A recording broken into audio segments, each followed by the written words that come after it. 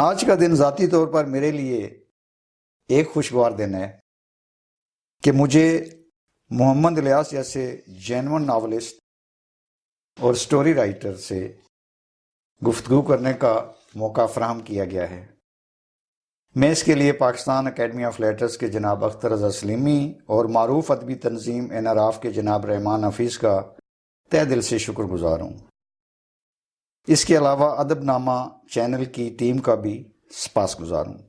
خواتین و حضرات، اپنے تعارفی کلمات کو مختصر کر کے محمد الیاس کی طرف بڑھنے سے قبل یہ کہنا ضروری سمجھتا ہوں کہ آج کے دن تک محمد الیاس 6 ناول اور 10 سے اوپر افسانے اور کہانیوں کے مصنف ہیں، اور اس کے علاوہ 3 انتخاب، ایک انگریزی میں اور 2 اردو میں اور ایک سوانح عمری بھی ان کے کام میں اہم اضافہ ہے۔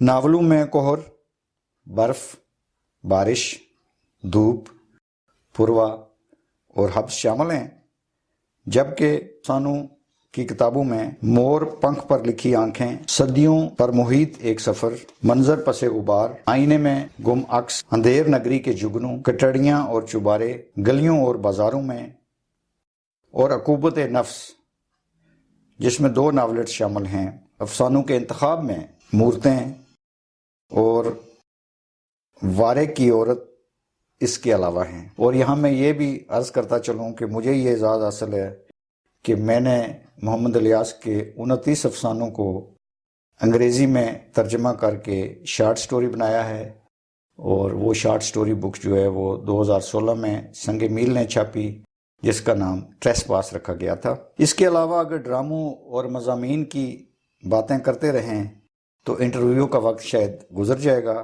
مختصراً یہ کہ محمد الیاس کو یہ ادبی اعزاز بھی حاصل ہے کہ ان کے کام پر متعدد طلباء اور طالبات پاکستان کی مختلف یونیورسٹیوں میں ایم فل کر رہے ہیں، اور پاکستان اکیڈمی آف لیٹرز بھی محمد الیاس کی شخصیت اور کام کے حوالے سے ان کی ایک سوانح عمری شائع کر رہی ہے۔ محمد الیاس صاحب، آپ کی تشریف آوری کا شکریہ۔ جی بہت شکریہ جناب، بڑی مہربانی۔ تو بات چیت کا آغاز اگر ہم اس بات سے کریں کہ آپ لٹریری آرٹ کی طرف عمر کے کس حصے میں آئے، اپنی کچھ ابتدائی زندگی، کچھ تعلیم، اور پھر ادب کی طرف جو آپ کا رجحان ہوا، جو ادب کی طرف آپ کا رجحان پیدا ہوا، وہ کس عمر میں ہوا، اور اس ادبی سفر کا آغاز کیسے ہوا؟ یہ اصل میں تو کہہ لیں کہ قدرت کی طرف سے ہی ودیت ہوئی ہے یہ صلاحیت مجھے، چونکہ بچپن سے تو میں تصویریں بناتا تھا پہلے، بغیر کہہ لیں کہ کسی استاد کی رہنمائی کے، بلکہ دوسری جماعت میں تو ایسا تھا کہ تقریباً سارے ہی کلاس فیلو تھے میرے جو ہم جماعت، ان کے اردو کا قاعدہ جو تھا اس کے آخری جو اوپر کور ہوتا تھا وہ آرٹ پیپر کا ہوا کرتا تھا، وائٹ کلر کا، سفید کلر کا، تو اس کے بیک یعنی کہہ لیں کہ جو تھا اس کا ٹائٹل، اس پہ تو خیر ترانہ لکھا ہوتا تھا، تو اندر والی سائڈ پہ میرے ہاتھ کی تصویر بنی ہوتی تھی، کسی پرندے کی، مور، طوطا، چڑیا، ہاتھی، یہ چیزیں میں بنایا کرتا تھا۔ ہینڈ رائٹنگ میرا قدرتی طور پہ بہت ہی اچھا تھا، بہت زیادہ اپریشیٹ کرتے تھے اساتذہ کرام، اور بلکہ یہ ہے کہ تیسری چوتھی جماعت تک تو یہ ہو گیا کہ جو میں پرچہ حل کرتا تھا اردو کا، تو وہ باقاعدہ پھر اسمبلی میں یا کلاس میں دکھا کے باقی بچوں کو دکھایا کرتے تھے، دیکھو 50 میں سے 48 نمبر لیے ہیں الیاس نے، تو 2 نمبر وہ ویسے کام کیے ہیں، کوئی غلط نہیں اس نے کسی بھی سوال کا جواب دیا۔ بہت زیادہ حوصلہ افزائی کرتے تھے۔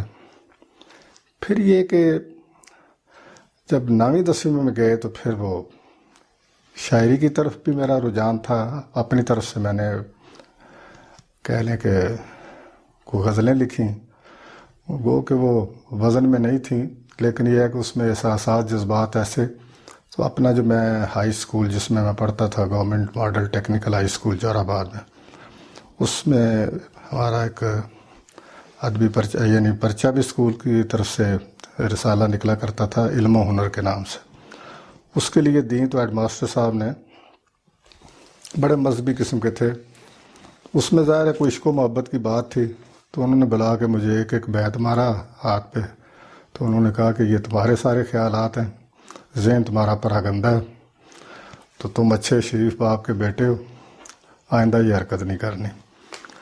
لیکن اس کے ساتھ اصل میں یہ بھی ہوا میرے ساتھ کہ جو استاد تھے ہمارے انگلش ٹیچر، انگلینڈ اپنا وہ امریکن ریٹرن تھے، امریکہ یو ایس اے سے کر کے آئے ہوئے تھے، کچھ 6 مہینے کا، وہ غالباً اسکالرشپ پہ گئے ہوں گے، تو وہ بہت اپریشیٹ کرتے تھے جب میں کوئی مضمون لکھتا تھا، اس میں اپنی طرف سے کچھ ایسی باتیں ڈال دیا کرتا تھا، تو وہ مجھے کہتے تھے کہ آخر ایک دن انہوں نے کہا کہ تم فطری افسانہ نگار ہو، تو ابھی تو ڈانٹ بھی دیتے تھے کہ تو اتنا لمبا کر دیا مضمون، یہ فالتو باتیں کیوں لکھی ہیں۔ تو ایک مضمون جو ہے مجھے آج تک یاد ہے، کہ مارننگ واک میں نے لکھا، تو حالانکہ اس شہر کے پاس کوئی ندی نہیں تھی، ویسے ہی میں نے لکھ دیا، صبح نکلا، ندی کے کنارے گیا، وہاں پہ بڑی خوشگوار جھونکے ہوا کے چل رہے تھے، اور بڑا شفاف پانی تھا بہہ رہا، اور اس میں مچھلیاں تیر رہی تھیں سلور کلر کی، سنگریزے نظر آ رہے تھے۔ تو وہ ہنس پڑے، تو پھر انہوں نے کہا، مرزا بشیر حسین چغتائی نام تھا ان کا، اللہ تعالیٰ غریق کے رحمت کرے، بڑے اچھے استاد تھے۔ تو انہوں نے کہا کہ بھئی اس کے ساتھ یہ بھی لکھ دینا تھا آگے کہ وہاں پہ ایک پری آ گئی، مجھے اٹھا کے لے گئی پرستان، پھر اس نے میرے سے شادی کر لی۔ پھر ہنس پڑے، تو کہنے لگے کہ یہ کوئی فطری افسانہ نگار ہے یہ بندہ۔ وہ پھر میٹرک کے بعد جب میں نے امتحان دیا، تو پھر میں نے، اب میرے پڑوس میں ہوتے تھے ایک چودھری یعقوب صاحب، ان کے پاس فلمی رسالے آیا کرتے تھے، ڈائریکٹر لاہور اور شمع کراچی، شمع لاہور، اس میں نے پہلا افسانہ بھیجا بڑے باپ کے نام سے، تو فوراً ہی پوسٹ کارڈ مجھے لیٹر ان کا موصول ہوا، انہوں نے کہا جی اپنی تصویر بھی بھیجیں، اور تو تصویر میری میں دبلا پتلا بہت زیادہ تھا، گو میں میٹرک کر چکا تھا، لیکن یہ ہے کہ وہ دیکھنے میں ایسے چلتا تھا جیسے کچھ 6 7ویں کا بچہ ہے، دبلا پتلا۔ بہرحال میں نے وہی تصویر جو تھی میری، میں نے بھیج دی۔ تو نیکسٹ جب وہ شمارہ آیا، تو میں وہ لاری اڈے سے گزر رہا تھا، تو جو بک سٹال اور اخباروں کا، اس نے دیکھا تو ہنس پڑے سارے نا، میں سمجھ گیا، میں نے کہا یہ کوئی بات ہے ایسی، تو بلا لیا مجھے انہوں نے، ابا جی کا دوست بھی تھا وہ امام دین پہلوان، کہتا ادھر آؤ، گیا تو کہتا ہے یہ کیا ہے، دکھایا رسالہ، بڑا خوش ہوا، اور لوگوں کو بھی اکٹھا کیا ہوا تھا، ظاہر ہے بہت خوشی ہوئی۔ تو بات لمبی ہو جائے گی، 3 افسانے میں نے اور لکھے، یعنی 3 ٹوٹل لکھے، 2 اور مطلب اس میں ڈائریکٹر لاہور میں بھیجے، فضل حق صاحب تھے اس کے چیف ایڈیٹر، پرانی انارکلی میں ان کا آفس تھا۔ تو تیسرا افسانہ جو ہے اس پہ جب میں گیا ہوں لاہور، تو انہی دنوں دستور نظم جو تھی مری میں، جو سب سے پہلے حبیب جالب نے کسی مشاعرے میں سنائی، تو بے پناہ داد ملی انہیں۔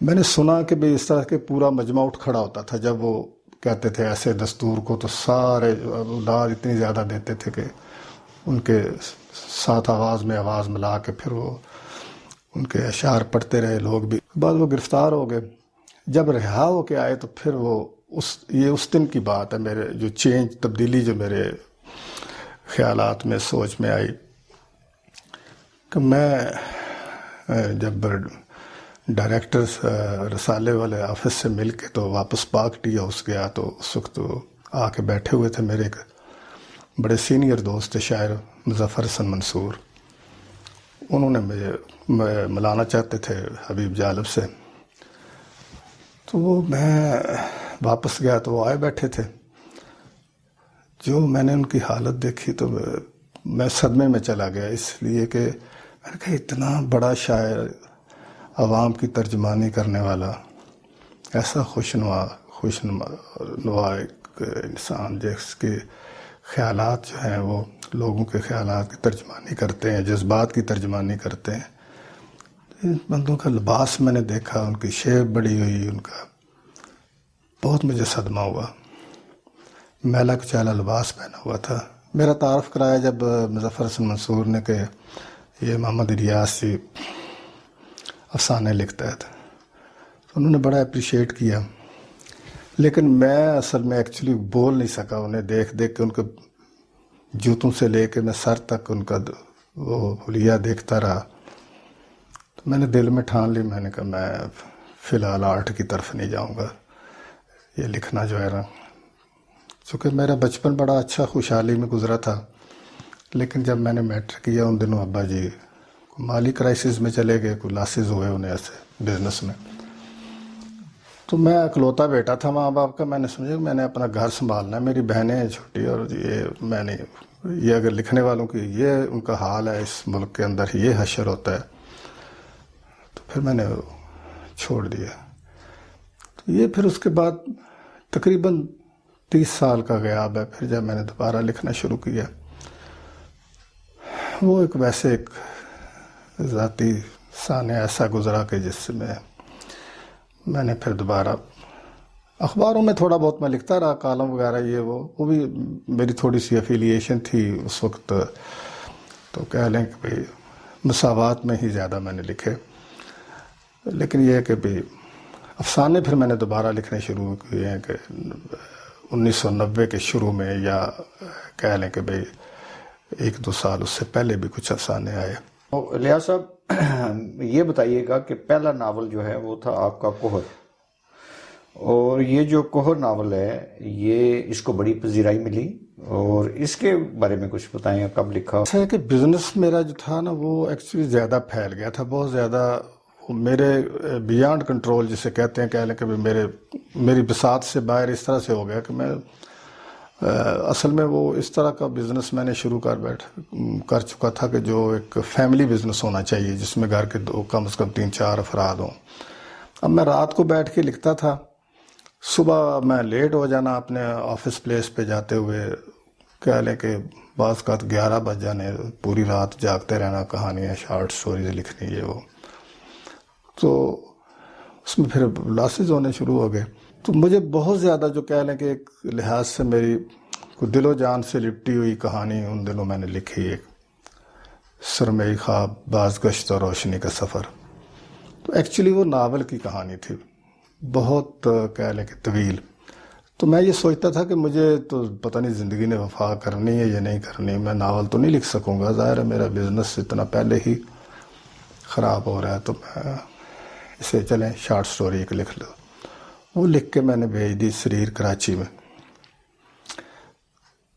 تو لیکن یہ ہے کہ وہ چھپ تو گئی، اپریشیٹ بھی بہت کہہ لیں بہت زیادہ اس کی تحسین کی، خاص طور پہ ڈاکٹر، اللہ تعالیٰ غریق رحمت کرے، ڈاکٹر فہیم اعظمی صاحب نے بڑا خوبصورت مجھے کہہ لیں کہ بڑے ہی اچھے جذبات کا اظہار کیا، خط بھی پرسنلی لکھا. تو لیکن چین نہیں آتا تھا، میں کہتا تھا کہ اس سے تو میں نے ناول لکھنا تھا ایکچولی. تو یہ بات بنی نہیں ہے، میری تشفی نہیں ہو سکی، جو ایک کہہ لیں کہ کمی محسوس کرتا تھا بہت زیادہ میں. اس وقت تک میری 3-4 کتابیں آ چکی تھیں. ایک میں معذرت کے ساتھ میں اصلاح کر دوں کہ ایکچولی میرے 10 نہیں ہیں، 12 افسانے. پہلا بھی آپ لوہے ازل پہ لکھی کہانی جو ہے وہ بھول گئے ہیں آپ، اچھا، جو سب سے پہلا ہے میرا مجموعہ. معذرت. اور آخری جو ہے وہ چڑیاں اداس ہیں، اس کا بھی آپ نے ذکر نہیں. وہ ٹوٹل 12 ہیں اور 6 ناول 18، باقی اس کے علاوہ وہ ہیں انتخاب وغیرہ جو بھی ہیں. اچھا، تو وہ پھر یہ کہ جب میں نے دیکھا کہ اب اللہ کے فضل و کرم سے چلو بہنیں اپنے گھر میں آباد ہو گئی ہیں، میرا جو فرض تھا وہ میں نے ادا کر لیا. بچے میرے جتنا پڑھنا چاہتے تھے، میں نے انہیں پوچھا کہ بھی آپ، بھئی 2 بیچے میرے انہوں نے انگلینڈ تک بھی تعلیم حاصل کی، گھر بھی بن گیا. میں نے کہا بھی اب یا تو پھر میں نہ لکھوں تب بھی مروں گا، اور اگر اسی طرح یہاں بیٹھ کے لکھتا رہا تو کہہ لے کہ وہ بات نہیں بن رہی. میں ناول لکھنا چاہتا ہوں، اپنی بات پوری کرنا چاہتا ہوں. ادھوری بات کر کے کچھ تشنگی رہ جاتی ہے بہت زیادہ. پھر یہ ہوا کہ بس میں نے کسی سے مشورہ نہیں کیا، اس لیے کہ اگر مشورہ کرتا تو ظاہر ہے سب نے کہنا تھا کہ نہیں، یہ بڑی حماقت ہے کہ اتنا اچھا چلا ہے، بہت اچھا بزنس چھوڑ دینا، تو ایسا مت کریں. لیکن میں یہ سمجھا کہ چلیں اب کنوینس بھی ہے، بچے بھی ان کو میں نے پوچھ لیا انہیں، بیٹے سے بھی بیٹیوں سے کبھی اور پڑھنا ہے؟ نہیں جی بس ہم نے پڑھ لی۔ تو میں نے کہا اللہ نے چاہا تو اب یہ اپنے پاؤں پہ کھڑے ہو جائیں گے۔ تو وہ پھر میں نے کسی سے مشورہ نہیں کیا، وہ پھر اونے پونے کہہ لیں کہ سامان گاڑی میں رکھا، چھوٹا موٹا جو ذاتی تھا کتابیں، تو آ گیا گھر۔ بڑے حیران ہو گئے گھر والے۔ تو میں نے کہا میں تو بیچ آیا ہوں، مجھ سے اب اور نہیں ہوتا بزنس۔ اصل بات یہ تھی کہ میں ذہنی طور پہ اصل میں بزنس مین تھا ہی نہیں، میں تاجر نہیں تھا۔ اس میں بہت سی، ویسے تو خیر مجھے بڑی اس میں بھی بڑی لوگوں نے عزت و احترام دیا، لیکن خیر اس میں ایسے لوگ بھی آ جاتے ہیں آپ کے پاس جو بہت ہی چھوٹی بات بعض کا گھسی ہوئی ایسی کر دیتے ہیں جس سے آپ اپنی انسلٹ فیل کرتے ہیں۔ لیکن میرا مزاج ایسا نہیں ہے کسی کا دل دکھانا اور سخت جواب دینا یہ، لیکن میں لکھنا چاہتا تھا، باقی پھر ساری زندگی لکھنے پڑھنے میں گزاریں گے۔ دوسرا یہ، ہاں پھر وہ میں نے یہ کیا کہ وہی کہانی جو مجھے ہانٹ کر رہی تھی اس کی کوہر والی، جس کی میں پہلے شارٹ سٹوری لکھ چکا تھا، وہی سرمئی خواب باز گشتہ روشنی کا سفر، اس پہ پھر میں نے ناول لکھا۔ تو اب یہ تھا کہ بھی میرے پاس چونکہ اب میں نے سارا اپنے آپ کو وہ سب ایک اچھی خوشحالی کی زندگی اسی لیے تیاگ دی کہ میں نے لکھنا ہے، تو ظاہر ہے پھر 15 16 گھنٹے بھی میں نے لکھا ہے، 10 12 گھنٹے تو عام ہی لکھتا تھا روزانہ۔ وہ ایکچولی کور چلا گیا کوئی 2200 صفحے پر۔ میں نے کہا نہیں یہ تو کوئی شائع بھی نہیں کرے گا، اور بہت بڑا ہو گیا ناول۔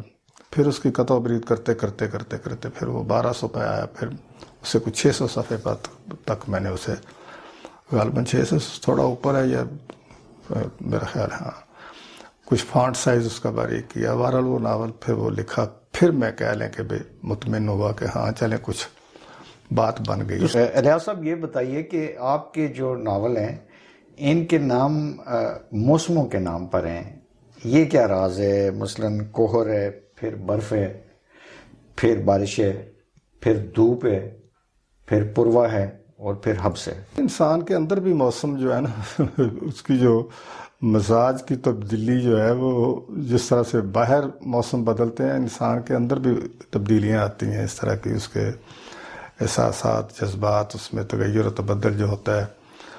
تو ان کے کردار جو میں نے کہہ لیں کہ میرے ذہن میں جو محفوظ تھے، وہ ان موسموں کے ساتھ ہی ان کے کہہ لیں کہ بھی کوئی تعلق بنتا تھا، ربط بنتا تھا۔ میں نے سارے ناول پڑھے ہیں اور بہت ڈیپلی پڑھے ہیں۔ ایک چیز جو مجھے جس کے بارے میں متجسس ہوں، تو میں نے سوچا کہ یہ بڑا اچھا موقع ہے، میں آپ سے پوچھوں گا، آپ کے ناولوں کے جو کردار ہیں اس میں ہیرو میں سمجھتا ہوں کہ عورت ہے، کیا یہ بات ٹھیک ہے؟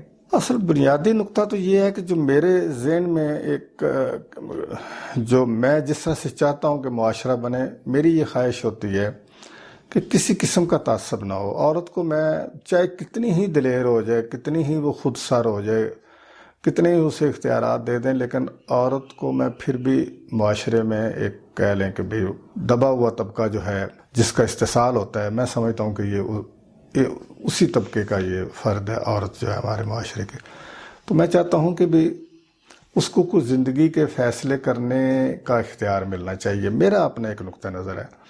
دوسرا یہ ہے کہ بھی آپ نے یہ دیکھا شاید ہو، جو میں چاہتا ہوں کہ بھی معاشرے میں ہم آہنگی ہو، محبت ہو، اور کسی بھی حوالے سے، علاقائی حوالے سے، مذہب کے، مسلک کے، نسل، لسانی، کسی بھی حوالے سے تعصب نہیں ہونا چاہیے ایک دوسرے کے ساتھ، اس حوالے سے نہ ہو، اور انسان ایک دوسرے کے ساتھ ایک ایسا انسانی برادری میں ایک ایسا بھائی چارہ ہو کہ لوگ کسی بھی حوالے سے نفرت نہ کریں۔ تو سر ہم جب عورت کے اس کی بات کر رہے تھے، حبس میں اگر ہم دیکھیں تو جو سودی کا کردار ہے وہ بڑی اگریسو اور بڑی من موجی اور بہت دلیر عورت ہے، اور تو حبس میں جو دلدار عالم صاحب ہیں وہ ایسا دکھایا گیا ہے کہ وہ ایک معصوم انسان ہے جو کچھ بچپن کے واقعات و تجربات کے حوالے سے نفسیاتی الجھنوں کا شکار ہے، اور جہاں پہ اس کی شادی ہوتی ہے وہ بائی ڈیزائن نہیں ہوتی بلکہ بائی ڈیفالٹ ہو جاتی ہے کراچی میں، اور اس کے ساتھ بھی وہ بہرحال اچھا نباہ کرنے کی کوشش کرتا ہے، لیکن اس سے محبت جو مسعودہ نامی ہے، جس کو سودی کے عرف سے پکارا گیا ہے، اور وہ ایک بڑی اگریسو، نڈر اور دلیر لڑکی ہے، اور ایسا محسوس ہوتا ہے کہ کہانی کا مین کردار وہ ہے جو اس کہانی کو آگے لے کے چل رہا ہے، اور جو دلدار عالم ہے وہ حالات کے رحم و کرم پر اپنی نفسیاتی الجھنوں میں گرا ہوا ایک معصوم انسان ہے۔ کیا یہ بات صحیح میں سمجھوں؟ ایسا ہی ہے، ہونا چاہیے، ہوتی بھی ہیں اس طرح سے دلیر عورتیں، ایسی بات نہیں ہے کہ نہیں ہوتی معاشرے میں۔ اور جو آپ ہیرو کی بات کر رہے ہیں، جسے بھی یہ بات یہ ہے کہ میں نے تو ویسے ایک لگے بندے جو ضابطے بنا رکھے ہیں اور کوئی پیٹرن بنا رکھے ہیں، اس کے مطابق تو میں لکھتا ہی نہیں ہوں۔ میں تو کہہ لیں کہ بھی میرے اندر جس طرح سے کہانی اترتی ہے، میں اسے، یا جس طرح سے میں چاہتا ہوں کہ لوگ اس طرح سے ہوں، اس طرح سے میں اسے لکھتا جاتا ہوں۔ میں یہ تو نہیں چاہتا کہ بھی ساری لڑکیوں کو وہ سعودی کی طرح ہو جائیں، لیکن یہ ہے کہ سعودی کے ساتھ بھی تو زیادتیاں ہوئی ہیں نا، ظلم ہوا ہوا ہے۔ اگر میں کوہر کی بات کروں، بارش کی بات کروں اور دھوپ کی بات کروں، تو وہاں بھی عورت ڈومینیٹ ہوتی ہوئی نظر آ رہی ہے۔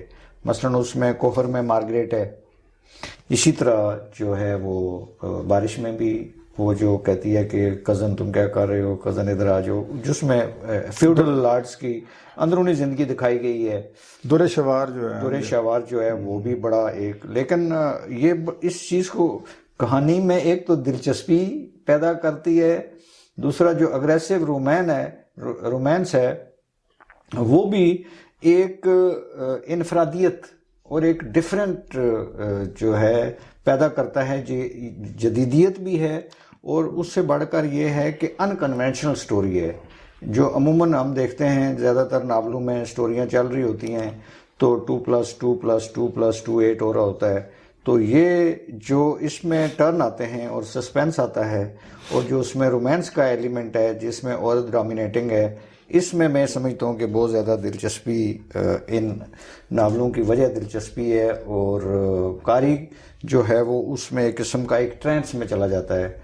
اور خصوصاً جب میں پڑھتا ہوں تو میں یہ بھی، مجھے خطرہ ہو رہا ہوتا ہے کہ میں آہستہ ہو جاتا ہوں آدھی کتاب کے بعد، کہ یہ ناول کہیں ختم نہ ہو جائے۔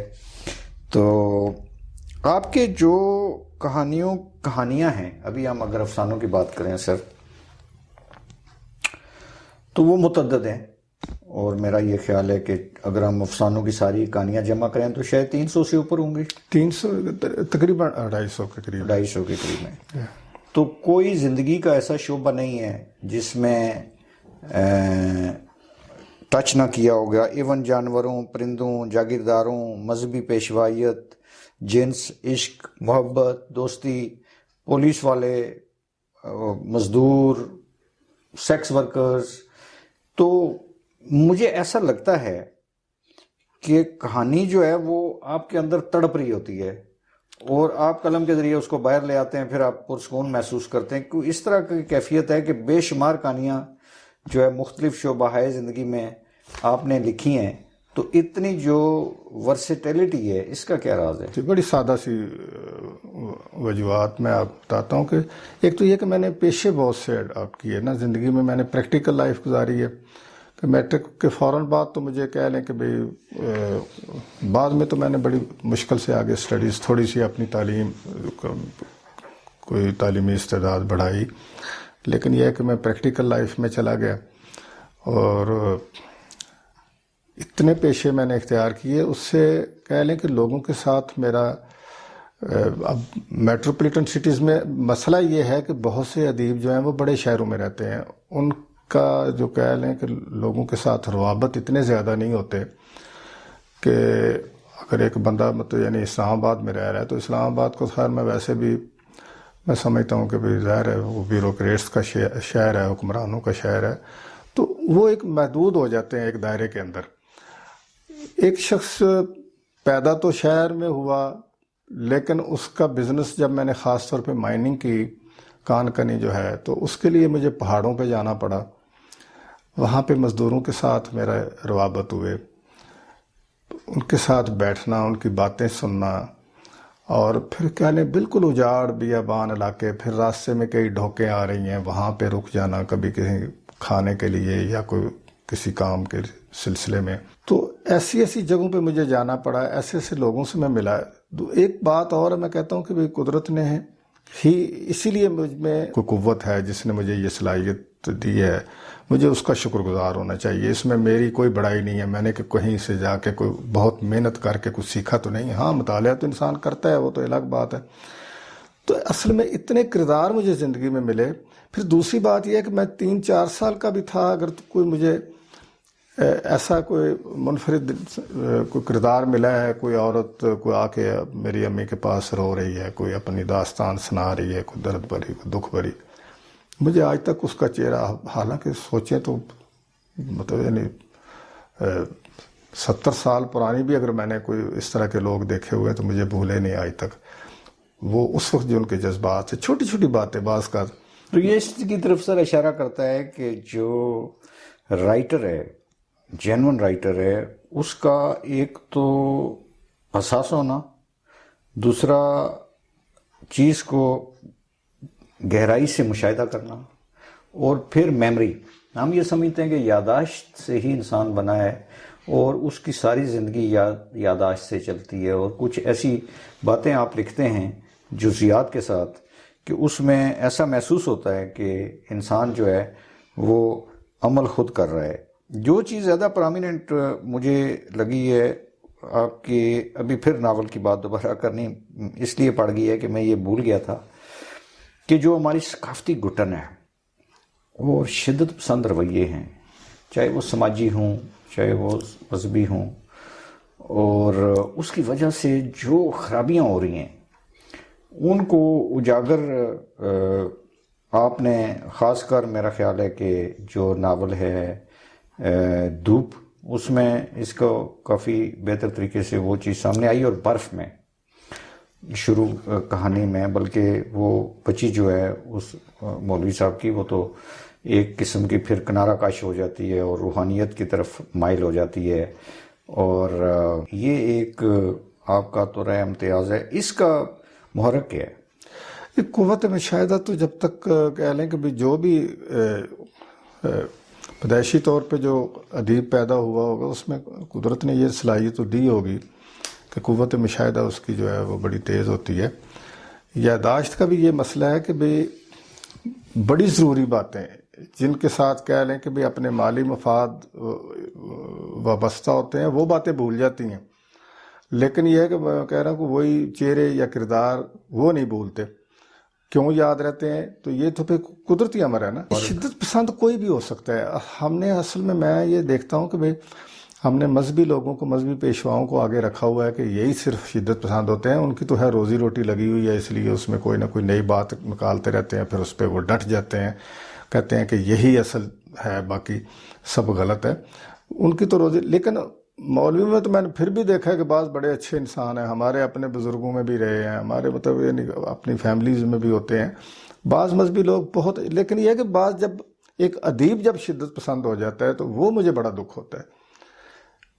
ایک کہہ لیں کہ بھی کوئی ادیب یا کوئی بھی تخلیق کار، چاہے وہ شاعر ہے، ادیب ہے، وہ جب اگریسو ہو جاتا ہے اور لوگوں کے ساتھ کہہ لیں کہ بھی سخت رویہ اختیار کرتا ہے، صرف اپنا قد اونچا کرنے کے لیے وہ دوسروں کی ٹانگیں توڑ کے چھوٹا کرنے کی کوشش کرتا ہے، تو یہ مجھے بہت برا لگتا ہے. میں کہتا ہوں کہ انہیں تو کم از کم اس طرح سے نہیں ہونا چاہیے. کہانی تھی جس میں وہ لنگڑا ہوتا ہے شمس الرحمان، اور لنگڑا آم کی منڈی ہوتی ہے، تو پھر وہ ایک میڈ رکھی ہوتی ہے، عورت اس کی مذہب کی طرف مائل ہو جاتی ہے اور وہ پھر تسبیح پہ بیٹھ جاتی ہے، اچھا بھی وہ کر آتے ہیں، اور پھر وہ جنس جو ہے اس کو ایک بڑا آپ نے طاقتور جذبہ جو ہے کافی کہانیوں میں بتایا ہے، اور بڑی دلیری سے اور بڑے طریقے سے ٹیکٹفلی بتایا ہے. کیونکہ جو شاعری ہے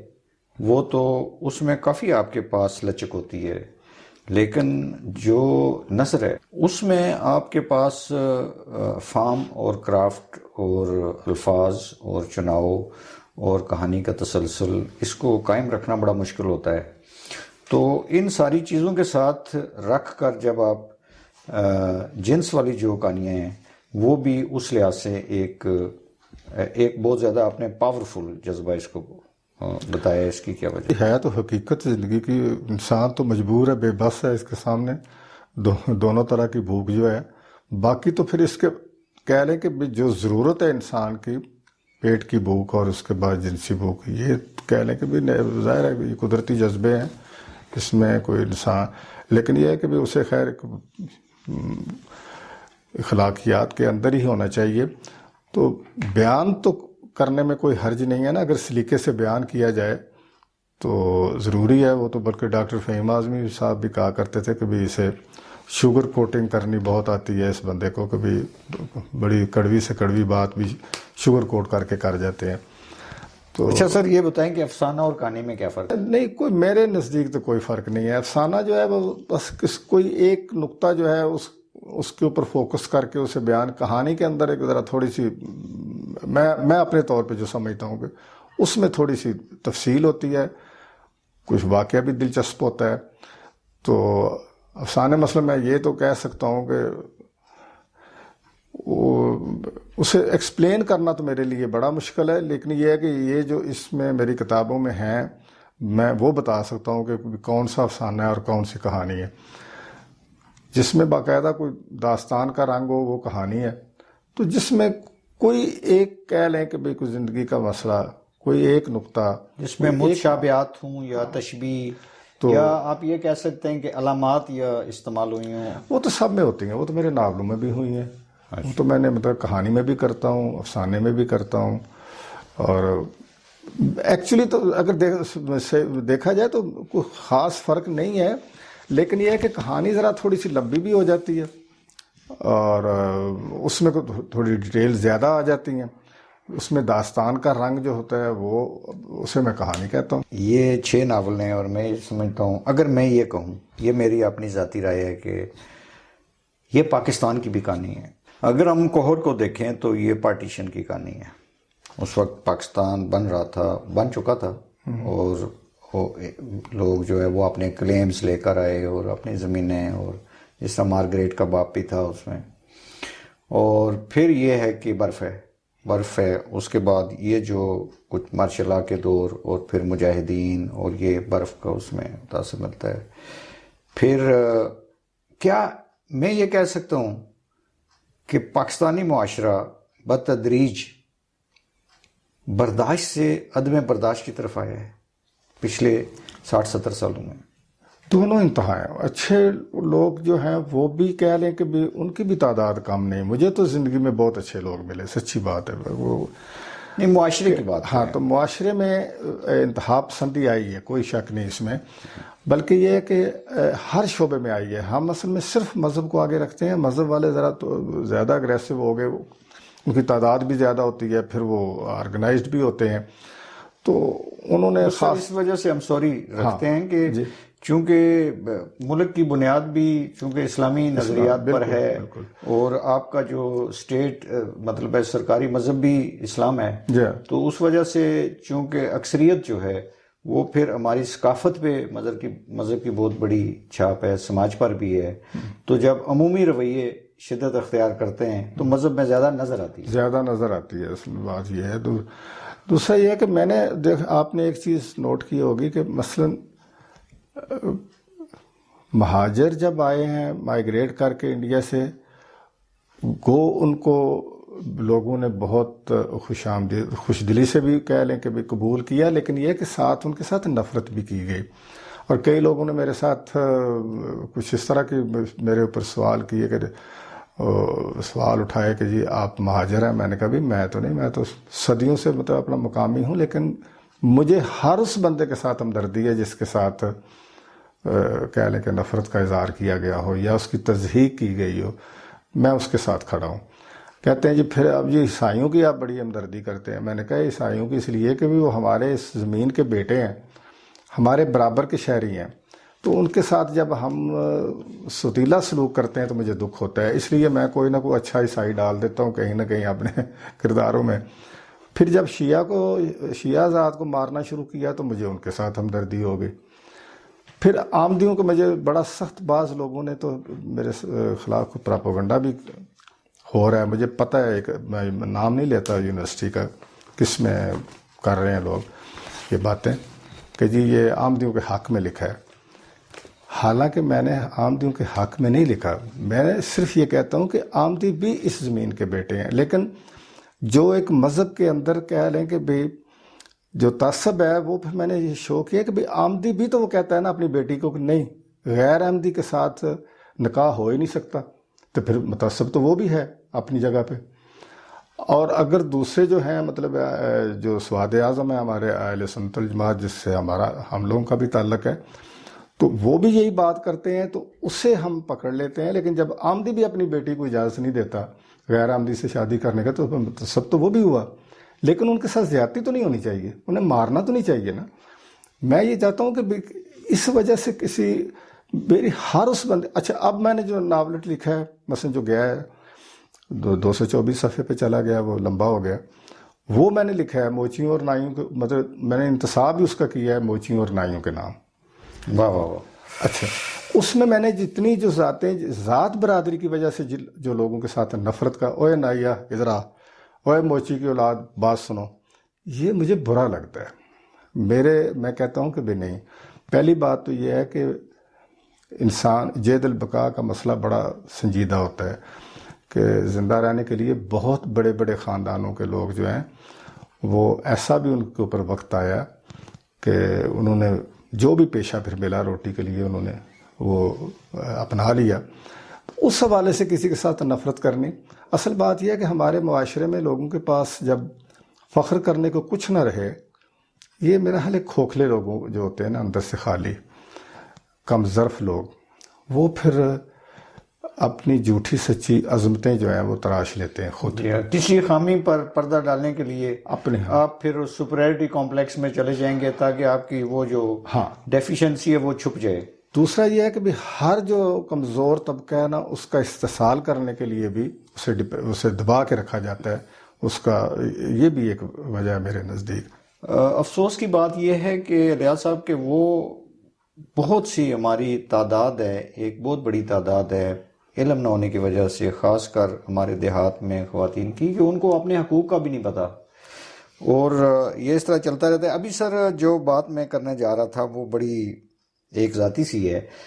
آپ گوشہ نشین ہیں، اور کبھی آپ کا نہ ہم نے انٹرویو دیکھا، نہ کبھی آپ اخبار میں نظر آتے ہیں، نہ کبھی ہم نے کسی ادبی محفل میں آپ کو دیکھا، حالانکہ آپ کو بلایا بھی جاتا ہے اور صف اول کے آپ ادیب ہیں پاکستان کے، لیکن آپ کو ہم کہیں پہ اس طرح فگر آؤٹ ہوتا ہوا یا لائم لائٹ میں آتا ہوا نہیں دیکھتے. وقت میرے پاس بہت تھوڑا رہ گیا، لکھنے کو اتنا کچھ ہے کہ میں بتا نہیں سکتا.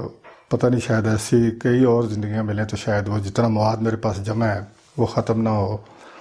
اور میں نے اس کے لیے بہت بڑی قربانی دی ہے، لیکن یہ قربانی میں اس طرح سے میں کہنا نہیں چاہتا ہے، وہ برا لگتا ہے. کسی کے لیے نہیں، اپنے لیے دی ہوئی ہے، اس لیے کہ میں اگر اظہار نہ کرتا، نہ لکھتا تو میں مرتا. ظاہر ہے میں بہت زیادہ اذیت، ذہنی اذیت میں زندگی بسر کر رہا تھا، تو لکھنے سے کچھ مجھے ریلیف ملا ہے، میرا کتھارسس ہوا ہے. اب یہ ہے کہ بات یہ ہے کہ میں جو ادبی سرگرمیاں ہیں نا، اس میں حصہ لینے سے بہت زیادہ وقت ضائع ہوتا ہے میرے نزدیک. دوسری بات یہ ہے کہ میری شروع سے خواہش رہی ہے، دیکھیں ایک آپ نے دیکھا ہوگا سب سے پہلی کتاب سے لے کے آخری تک میں نے کسی سے کبھی نہیں کہا کہ اس کے اوپر کوئی پریفیس لکھ دے، اس کا کوئی حرف سپاس لکھ دے، کوئی اس کا دباچہ لکھ دے، کبھی نہیں. آپ اپنا تعارف ہوا بہار کسی میں نے شروع دن سے لے کے براہ راست جو ہے وہ اپنے قاری کے ساتھ رابطہ کیا ہے. لیکن سر ابھی آپ کے جو قارئین ہیں معذرت کے ساتھ، وہ بھی آپ کو دیکھنا چاہتے ہیں. تو سر آخر میں آپ 2 پیغامات دیں گے جی، اور وہ پیغام ہوگا نئی نسل کے نام. دوسرا پیغام جو ہوگا وہ حکومت وقت کے لیے ہوگا کہ ان کو کیا کرنا چاہیے اس معاشرے کو متوازن اور ٹالرنٹ بنانے کے لیے. बर्दाश्त के लिए। सच्ची बात मैं दिल की बात करूं, मैंने बल्कि कई अफसाने भी लिखे हैं और लोगों ने इतराज़ भी किया है। मैं कहता हूं कि भाई हमारी नई नस्ल हमसे बहुत अच्छी है। हमारे ज़माने के बूढ़े जो हैं बड़े बहुत बदमाश हुआ करते थे, लेकिन आज के इतने नहीं है जितने। जिस तरह वो खलील जिब्रान की पोएम भी है ना, सच्ची बात है, your children are not your children, वही ना, बिलोंग टू नेक्स्ट जनरेशन। वो मुझे तो ये अच्छे लगते हैं, नई नस्ल सारी मुझे अच्छी लगती है, उसमें बहुत ही कह लें कि टैलेंटेड भी हैं। सिर्फ मुझे ये उनकी जो कह लें कि जो तर्ज़ ज़िंदगी उन्होंने अपना लिया है ना, वो कुछ सेहतमंदाना इसलिए नहीं, मैं कहता हूँ कि कुछ अपने जो जिस्मानी सेहत है उसका भी ख्याल रखें। ये मैं चाहता हूँ अपने नौजवान नस्ल से। बच्चियाँ बहुत इंटेलिजेंट हैं, लड़कियाँ आजकल जो हैं ख़ास तौर पे, और फिर लड़के भी बहुत मतलब अपना ज़हीन है। और हमारी बिनिस्बत जो, बल्कि वो 3 बूढ़े ख़राब ज़माना जो मैंने कहानी लिखी हुई है ना, वो आपने भी पढ़ी होगी, बल्कि वो खासी कह लें कि भाई बोल्ड इसलिए है कि बाज़ बंदे तो शायद मारने भी आखिरी उम्र तक इस कोशिश में होते हैं, वही ना। लेकिन ये है कि भी वो खुद कैसे ज़िंदगी उन्होंने बसर की हुई है। मेरे साथ हमने देखा हुआ है ना जी, हमारे दोस्त रहे हैं, बाद में जब वो टोपी पहन के जब किसी काम के नहीं रहते तो फिर वो तस्बीह भी हाथ में पकड़ लेते हैं और फिर वो जनाब अपना तबलीग भी शुरू कर देते हैं। तो याद होना चाहिए कि खुद ऐसी ज़िंदगी बसर की हुई है। तो बच्चे हमारे वक्त के लिए, हुकूमत वक्त के लिए, बच्चों के लिए पैगाम क्या है? हुकूमत वक्त को असल में मैं तो कहता हूँ सबसे ज़्यादा अहम, वो टाइम ज़रूर लगेगा, लेकिन यह है कि तालीम इतनी आम कर दे, इतनी ज़्यादा कि भी कोई बच्चा जो है वो तालीम से महरूम न रहे। ये कर देना कभी, आज नहीं तो 10-15 साल बाद फ़र्क आएगा। बहुत शुक्रिया सर, हुकूमत के लिए भी बहुत अच्छा आपने मशवरा दिया सर, कि अगर तालीम आम हो जाए और उसके साथ लोगों में मैं तो हुकूमत को ये भी पैगाम देना चाहूँगा कि जो मोहम्मद इलियास जैसे लोग हैं, कदर शनासी के बहरान का शिकार हैं और फितरत फिर भी हमसे मायूस नहीं हुई, वो हम पे नवाजती जा रही है कि इससे बड़ी क्या खुशबख्ती है कि हमारे इस शहर में मोहम्मद इलियास जैसे लोग हैं। दारुल खिलाफा में मौजूद हैं, रशीद अमजद साहब हैं, वहीद अहमद साहब हैं, अख्तर रज़ा सलीमी हैं, मोहम्मद हमीद शाहिद हैं, और इनके लिए कोई ऐसा चीज़ होनी चाहिए कि हुकूमत की तरफ से भी कुछ पजीराई के तौर पे पैटर्नाइजेशन हो, कुछ पैटर्न, कुछ इनको स्कॉलरशिप की शक्ल में मिलना चाहिए, ताकि यह है कि उनके काम को तस्लीम किया जाए। ये बहुत बड़ा काम है, ये लोगों का वर्ल्ड व्यू बदल देते हैं। मोहम्मद इलियास का नावल पढ़ के you R a different person, इनकी कहानी पढ़ के आपकी आंखें खुल जाती हैं। इसी तरह बाकी अफसाना नगार हैं, तो इनकी हौसला अफजाई हुकूमत की तरफ से किसी एक मुनज़्ज़म तरीके से कोई कमेटी बनाकर उस तरह के रेगुलर बेसिस पे होनी चाहिए उनके काम के हवाले से, क्योंकि अदीबों का, इंटेलेक्चुअल्स का, राइटर्स का माशरों को खुशहाल बनाने में बहुत अहम किरदार होता है। बहुत शुक्रिया, थैंक यू वेरी मच।